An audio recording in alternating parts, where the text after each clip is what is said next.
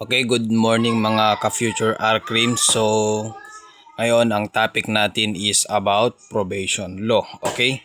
Bago natin na i-define ang probation, okay, a brief background about probation naman sa Pilipinas. Okay? Ang unang law na nagawa is the Republic Act 4221 na tinawag na Philippine Probation Act na na-approve siya noong August 7, 1935. Pero ito rin ay na-abolish and pinalitan siya ng PD 968 and it was signed by Ferdinand Marcos Sr. noong July 2, 1976 and it took effect on January 8, 1978. Okay. Sa probation, may two founders, si Matthew Davenport Hill on 80th century and John Augustus on 90th century, and John Augustus was considered as the father of probation. Okay. Sa Pilipinas, considered father of probation ay si Teodoro C. Natividad, kasama niya si Congressman Ramon Bagatsing na i-draft ang probation law sa Pilipinas. Okay, slide next tayo. Ayon sa batas, ang PD 968 or PD 968 probation is a disposition under which a defendant after conviction and sentence is released subject to conditions imposed by the court and to supervision of a probation officer. Okay, sa madaling salita, ang probation at isang hatol na pinapataw ng korte na kung saan ang PDL ay napatunayang nagkasala ay pinahihintulutang manatili sa komunidad. Next slide tayo. Sa madaling salita, ang pangunahing layunin nito ay bigyan ng pangalawang pagkakataon ang mga nagkasala sa batas na hindi na kailangan pang ikulong sa bilangguan.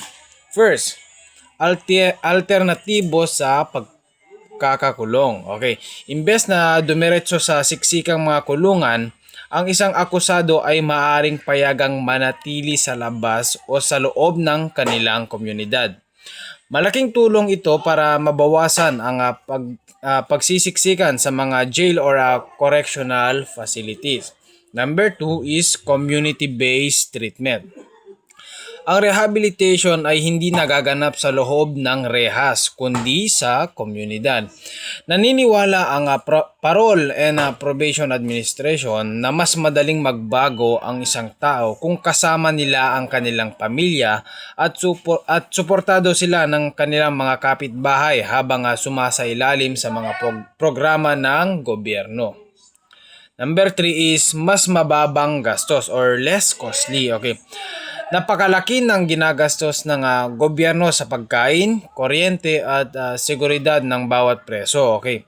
Dahil sa labas, nanatili ang mga nasa ilalim ng probation o parol, nakakatipid ang kaban ng bayan at ang mga mismong individual ay maaaring magtrabaho para suportahan ang kanyang pamilya.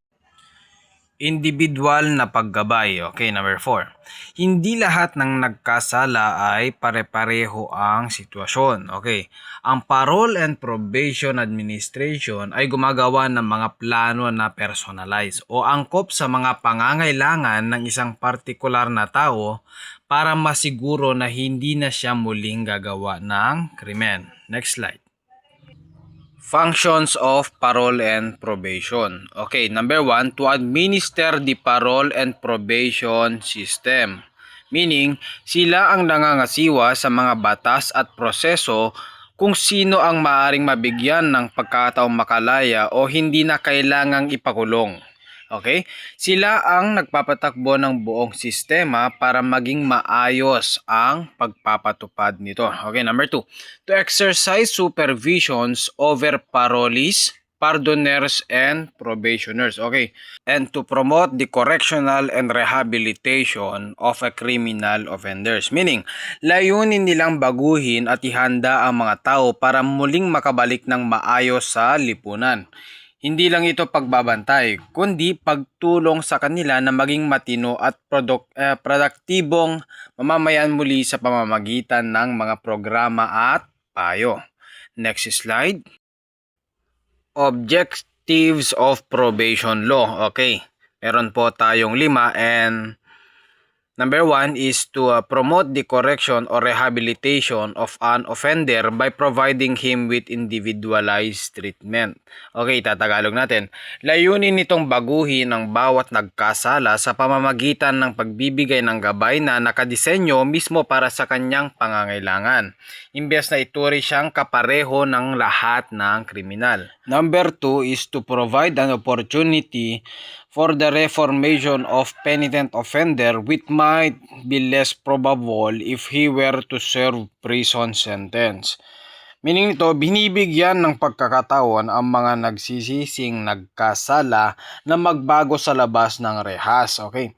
Mas malaki ang tsansang magtino ang isang tao kung hindi siya mahahalo sa mga hardened criminals o mga talamak na kriminal sa loob ng kulungan. And number 3 is to prevent the commission of an offense. Dahil sa mahigpit na pagbabantay at gabay ng mga probation officers, napipigilan ang isang tao na muling gumawa ng pagkakamali o krimen. Number 4 is to decongest our jail or prison. Nakakatulong ito para lumuwag ang mga siksikang jail at prison sa bansa sa pamamagitan ng pagpapalabas sa mga kwalipikadong individual. Number 4 is napakalaki ng matitipid na pondo ng mga pamahalaan dahil hindi na nila kailangan na gastusan ang pagkain, gamot at seguridad ng mga taong nasa ilalim ng probation o parole. And next slide, sino nga ba ang mga qualified sa probation program? Okay. Number 1 is the penalty must not be exceeding 6 years. Ayan. And then number 2 is first time offender, meaning first time mo pa lang. Number 3 is applied for probation. Okay. Dahil paano ka naman kasi i-grant kung hindi ka naman nag-apply? Okay. Kailangan may application. Hindi po siya automatic. Okay. Tatandaan lang natin, kahit qualified ang isang tao based sa tatlong qualifications, ang korte pa rin po ang magde-decide kung pasok po ba kayo sa probation. Next slide tayo. After the judgment is promulgated, may 15 days ang accused para mag-file ng application for probation on the same court. Same court By applying for probation, inaamin ng offender ang hatol at hindi na siya mag-a-appeal. Okay. Once the court receives the applications, the execution of the sentence is suspended, and the Parole and Probation Administration is ordered to conduct an investigation. After around 60 days, the probation officer submits a post-sentence investigation report with a recommendation to grant or deny probation. The final decision still belongs to the court. Next, criteria for probation. Okay. In deciding whether the probation should be granted, the court looks at the offender as a whole person. Tinitignan ang kanyang karakter, antecedents or background, family and community environment, mental condition, and physical condition. The purpose of this evaluation is to determine whether the offender can be rehabilitated and whether granting probation would endanger public safety. This helps the court form a holistic judgment. Next slide.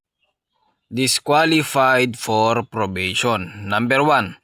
Kung ang hatol sa iyo ay lumampas sa 6 na taon na pagkakulong kahit isang araw lang ang labis, disqualified ka na po.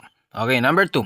Kasama rito ang mga krimeng tulad ng treason or pagtataksil sa bayan, rebellion, sedition o anumang gulo laban sa kaayusan. Number 3, kung dati ka nang napatunayang nagkasala at nahatulan ng pagkakakulong na hindi bababa sa 1 buwan at 1 araw o multa na bababa sa 200 pesos. Number 4, ang probation ay isang once in a lifetime. Okay, kung nabigyan ka na nito, hindi ka na po pwedeng ulit mabigyan. Okay? Once in a lifetime lang po. Number 5, noong panahong ipinatupad ang batas, ang mga nagsisilbi na ng kanilang parusa sa loob ay hindi na po pwedeng mag-apply. 6, kung nag-file ka na ng appeal sa korte para baliktarin ang desisyon, hindi ka na po pwedeng mag-probation. Ang pag-a-apply ng probation ay pag-amin na tanggap mo na ang hatol. Number 7, ang mga lumabag sa batas kaugnay ng halalan or like for example vote buying ay hindi pinapayagang mag-probation.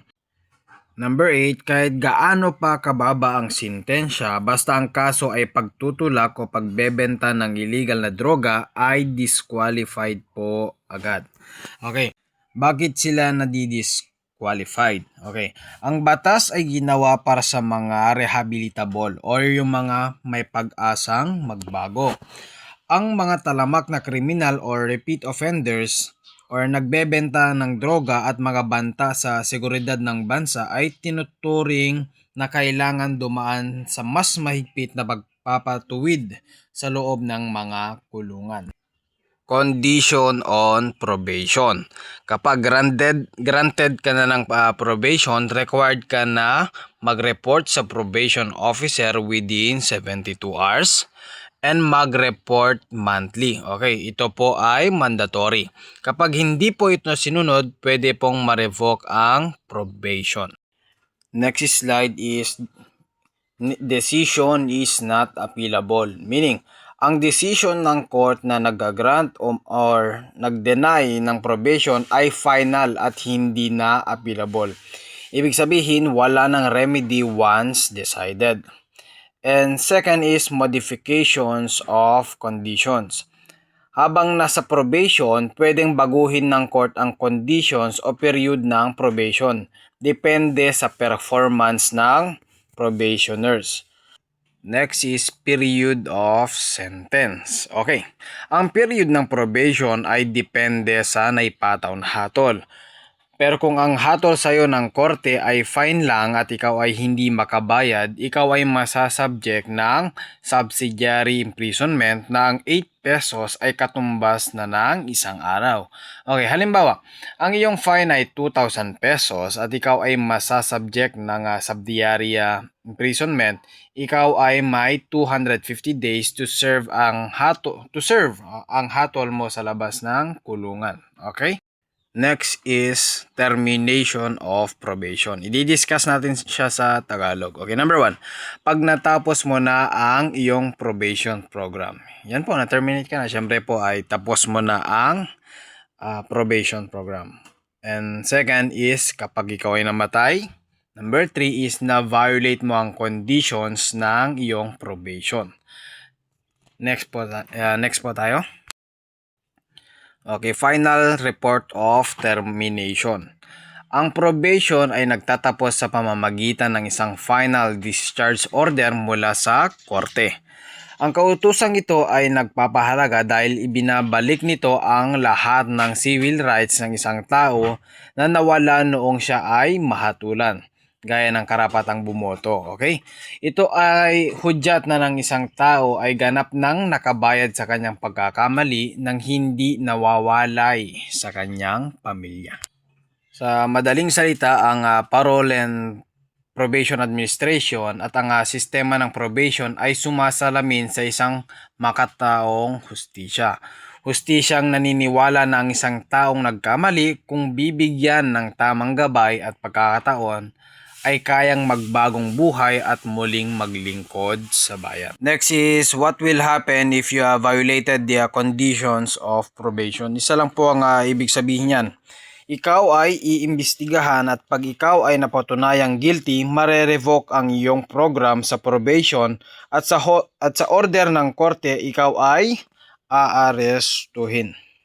Lastly is the purpose of probation law. Okay, ang purpose ng probation ay rehabilitation, reformation, and crime prevention. Yan lang po ang sinasabi ng slide na yan. Okay? Sana po ay may natutunan po tayo. Thank you.